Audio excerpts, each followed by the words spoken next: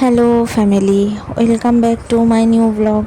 কেমন আছেন আপনারা সকলে? আশা করি ঠাকুরের আশীর্বাদে সকলে অনেক ভালো আছেন। আজকে শুভ নীল ষষ্ঠী পুজো। তো নীল ষষ্ঠী পুজো, সেই কারণে আমি সকালবেলা কিন্তু আগে রেডি হয়ে নিয়েছি, ছেলেকে খাইয়ে দাইয়ে দিলাম। আর আজকে কিন্তু রান্নার কাকিমা আসেনি।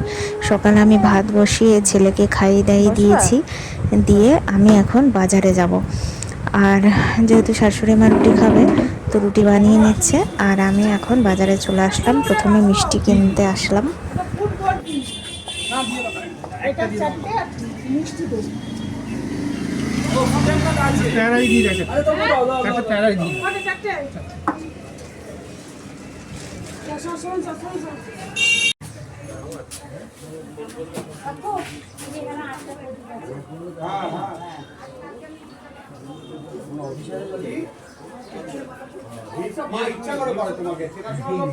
তো আমি স্নান করে আসলাম।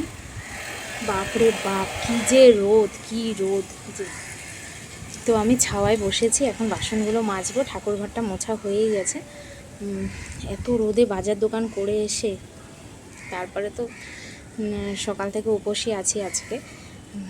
আর এই রোদে মানে আমার মাথা ব্যথা ঘোরাতে লাগছে। তো বাজারটা কালকে করে আসলেও হতো, কিন্তু মিষ্টিগুলো যদি আবার নষ্ট হয়ে যায়, সেই জন্য আমি আজকে সকালেই গেলাম, সব বাজার দোকান করে আসলাম। থালা বাসনগুলো মাজি।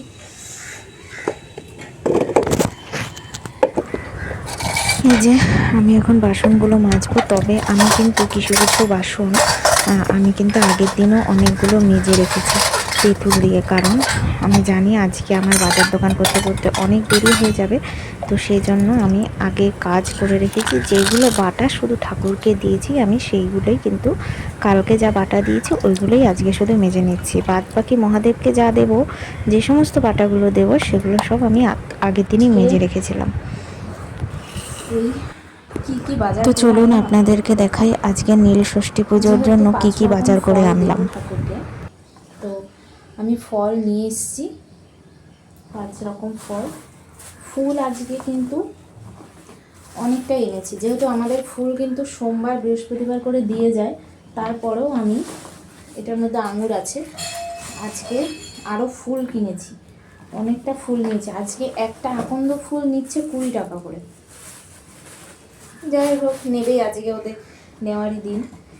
আর এই যে আমটাও কিন্তু কিনে এনেছি, গাছ থেকে পারিনি, কিনেই এনেছি আমটা। আম তো লাগেই না, আম ছাড়া তো হয় না কিছুই। এই যে এখানে আছে সব ঘি, মধু, আরও সিদ্ধি যা যা লাগবে ঠাকুরের, মোমবাতি, ধূপকাঠি সব নিয়ে এসেছি। যে দুধ আর ঠাকুরের মিষ্টি, এই হয়েছে আজকের বাজার দোকান। তো চলুন এখন পুজোটা শুরু করি। তো মহাদেবকে আমি প্রথমে স্নান করিয়ে নিয়েছি একটু জল দিয়ে, গঙ্গার জল দিয়ে। তারপরে কিন্তু আমি এই পঞ্চামৃত যেটা বানিয়েছিলাম সেটা দিয়ে আমি এখন মহাদেবকে জল দিলাম, দুধ ঢাললাম, আর প্রদীপও জ্বালিয়ে নিয়েছি। সব ঠাকুরের জন্য আমি সন্দেশ এনেছিলাম। আর মহাদেবকে এখন আমি একটু মিষ্টি দই আর সন্দেশ দিয়ে আর কিছুটা আতপ চাল দিয়ে আমি এখন পুজো দিলাম। আর কিছুটা পুজো বাদ বাকি যা করব সেগুলো তো সন্ধ্যার পরেই সব হবে।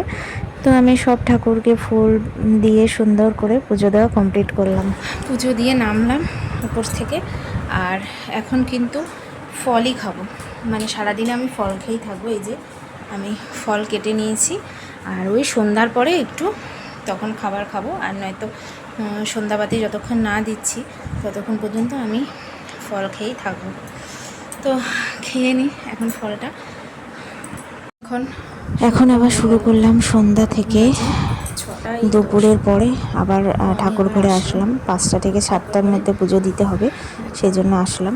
মহাদেবের যে পুজো আর যেটুকু বাকি আছে সেটা করব, চলুন দেখতে থাকুন। আর যেহেতু আজকে একটা ভালো দিন, তো ধুনো না ধরালে কিন্তু ভালো লাগে না, তাই না? তো আমি এখানে ধুনোটাকে ধরানোর জন্য আমি সব রেডি করছি। ছোবা নিলাম, সঙ্গে দিয়ে দেব ঘি দিয়েছি একটু, আগে একটু ঘি দিয়ে নিয়েছি ছোবাগুলোর মধ্যে যাতে ভালো জ্বলে।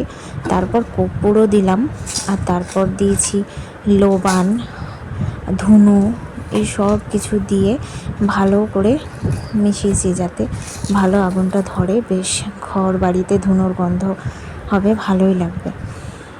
আগুন জ্বালিয়ে দিলাম। আর এখনও কিন্তু আমার মহাদেবের পুজো হয়নি, আগে আমি ধুনোটা জ্বালিয়ে রাখলাম, এরপরে আমি মহাদেবের বাদবাকি পুজোটা সম্পন্ন করব। তো চলুন দেখতে থাকুন।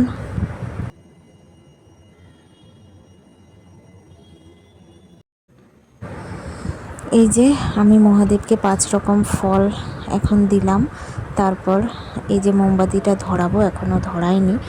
তো আর এই যে এখানে কিন্তু আমি একটুখানি পঞ্চামৃত রেখেও দিয়েছিলাম, যেটা আমি এখন আবার দেব। তারপর পইতে আছে, এটাও দেব। এগুলো দিইনি দুপুরে, এগুলো এখন সব দেব।